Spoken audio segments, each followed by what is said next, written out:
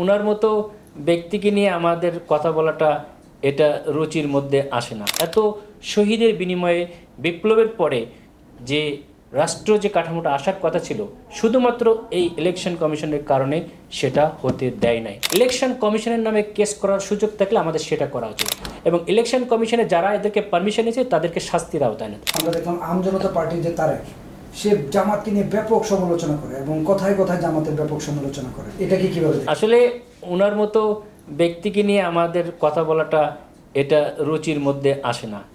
যে সে যে প্রোফাইলের লোক, তাকে নিয়ে আমার মতো জায়গা থেকে কথা বলা এটা আমার রুচিতে বাধে।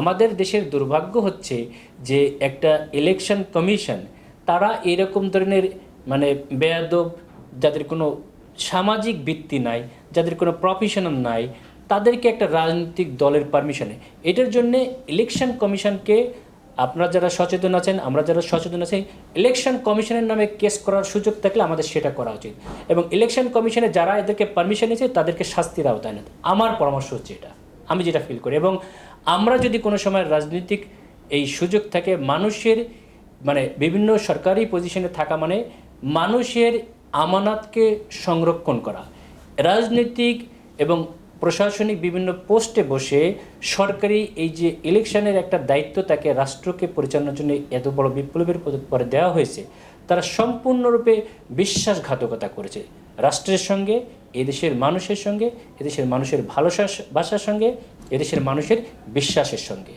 তারা আজ হোক কাল হোক বিচার পাবে। আনফর্চুনেটলি আগে যারা এই সেন ছিল তারা জুতার মালা পড়েছে, কিন্তু এই লোকগুলা এখনও শিক্ষা নেয় নাই। আল্লাহ তাদেরকে ইহকালে তো অপহরণ না করলেও পরকালে হলেও তাদেরকে মাস্ট করবেই করবে, কারণ এত শহীদের বিনিময়ে বিপ্লবের পরে যে রাষ্ট্র যে কাঠামোটা আসার কথা ছিল, শুধুমাত্র এই ইলেকশন কমিশনের কারণে সেটা হতে দেয় নাই। আমি অত্যন্ত শ্রদ্ধার সাথে এই কথা এবং সম্মানের সহিত তাদেরকে বলবো, তাদের জাতির কাছে ক্ষমা চেয়ে তাদের পদত্যাগ করা উচিত, এবং না হলে আজ হোক কাল হোক জাতি তাদের বিচার করবেই করবে।